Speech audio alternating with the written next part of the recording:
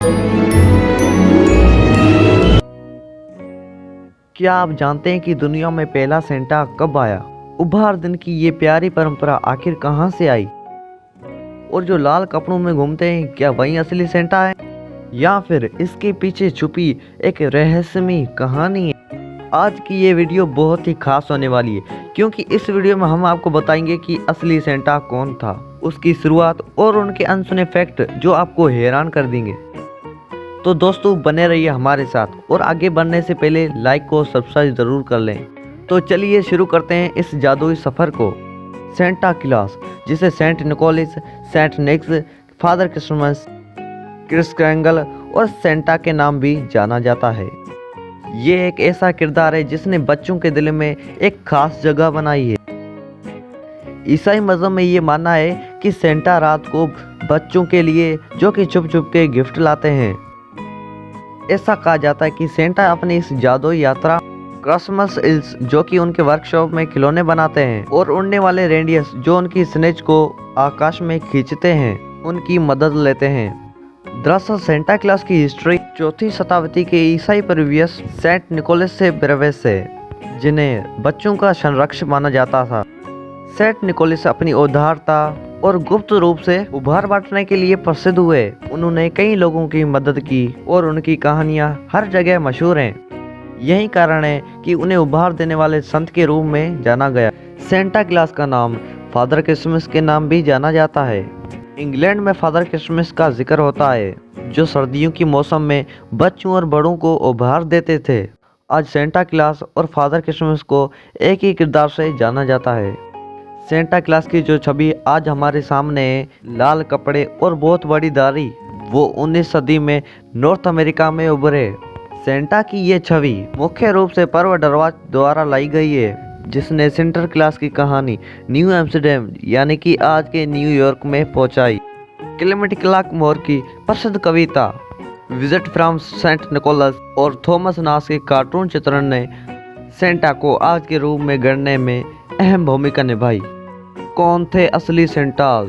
Saint Nicholas 4वीं शताब्दी के एक गरीब बशप थे, जो मेहरा शहर में रहते थे और जो आज तुर्की में डेमरन शहर के नाम से जाना जाता है। खास तौर पर उन्हें गरीबों की मदद करने और गुप्त रूप से उपहार देने के लिए जाना जाता था। और उनकी सबसे इंटरेस्टिंग कहानी 3 गरीब बहनों की मदद करने वाली है। इन बहनों के पिता के पास उनके देश के लिए पैसे नहीं थे, और गरीबी के कारण उनके ऊपर ऐसी परेशानियां थी कि उनके पिता किसी गुलामी या किसी खरीदार को बेचने पर भी मजबूर हो सकते थे। जब सेंट निकोलस को उनके बारे में पता चला तो उन्होंने मदद करने के लिए ठान ली। एक रात उन्होंने उनके घर की खिड़की में सोने के सिक्कों से भरी थैली फेंक दी, और उसके बाद वो फैमिली खुशामदीद से रहने लगी।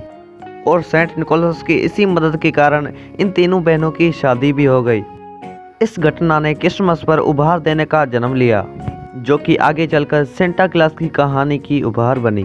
क्रिसमस की घंटियां बजते ही हमें सेंटा क्लॉस का चेहरा याद आता है, लेकिन क्या आप जानते हैं फादर क्रिसमस की कहानी 16वीं शताब्दी के इंग्लैंड से शुरू होती है।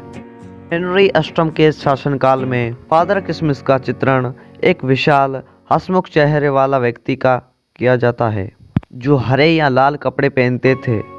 उस दौर में फादर क्रिसमस सिर्फ उपहार देने वाले व्यक्ति नहीं थे, बल्कि वो क्रिसमस के त्यौहार के आनंद, उल्लास और खुशहाल के प्रतीक माने जाते थे। 16वीं शताब्दी में इंग्लैंड ने सेंट निकोलस का डे मनाना बंद कर दिया था। इसके बजाय फादर क्रिसमस का जश्न 25 दिसंबर क्रिसमस के दिन के साथ जोड़ दिया गया। ये बदलाव इंग्लैंड में क्रिसमस के त्यौहार को एक नए रूप में लाया, जिसमें फादर क्रिसमस मुख्य आकर्षण बन गए। 1843 में चार्ल्स डिकेंस की मशहूर कहानी आ क्रिसमस कैरल ने फादर क्रिसमस की छवि को और मजबूत किया। इस कहानी में घोस्ट ऑफ प्रेजेंस को फादर क्रिसमस जैसा ही चित्र किया गया था। समय के साथ फादर क्रिसमस और सेंटा क्लॉस की परंपरा आपस में मिलजुल गई। 1845 तक एक क्रिस क्रैंगल नाम अमेरिका के कई हिस्सों में एक लोकप्रिय बना हुआ था। चिमनी और सेंटा क्लॉस एक पुरानी परंपरा। सेंटा क्लॉस के बारे में कहा जाता है कि वो क्रिसमस ईव पर लोगों के घरों में घुसकर बच्चों के लिए प्रभात छोड़ते हैं। लेकिन क्या आपने कभी सोचा कि वो चिमनी के रास्ते घरों में क्यों आते हैं? चिमनी को एक जादुई प्रवेश द्वार माना जाता था, क्योंकि ये घर के अंदर जाने का एक ऐसा रास्ता था जिसे आमतौर पर बंद नहीं किया जाता था। मध्यकालीन यूरोप में ये विश्वास किया जाता था कि जादुई पुराणी और उपहार लेने वाले देवदूत चिमनी के माध्यम से प्रवेश कर सकते हैं। इसके अलावा चिमनी एक सम्मान और गुप्तचरीन तरीका था जिससे उपहार देने वाला व्यक्ति बिना किसी को जगाए, बिना परेशान करे बच्चों के लिए गिफ्ट रखता था। परंपरा के थ्रू से कहा जाता है कि सेंटा क्लॉस नॉर्थ पोल में रहते हैं और वो एक ऐसी जादुई जगह है जहाँ सेंटा अपने एल्फ के साथ खिलौने बनाते हैं और क्रिसमस ईव पर बच्चों के लिए उपहार तैयार करते हैं। हर साल लाखों बच्चे सेंटा क्लॉस को खत लिखते हैं जिसमें वो अपनी इच्छा मांगते हैं।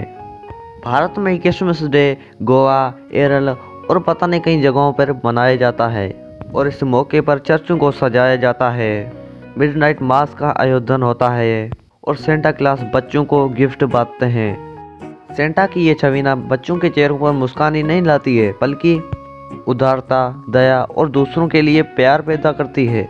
सेंटा क्लॉस की ये जादुई यात्रा हर साल क्रिसमस डे को और भी खास बना देती है। और इस वीडियो का यही अंत होता है। अगर आपको ये वीडियो अच्छा लगा तो हमें लाइक और सब्सक्राइब ज़रूर करें। धन्यवाद।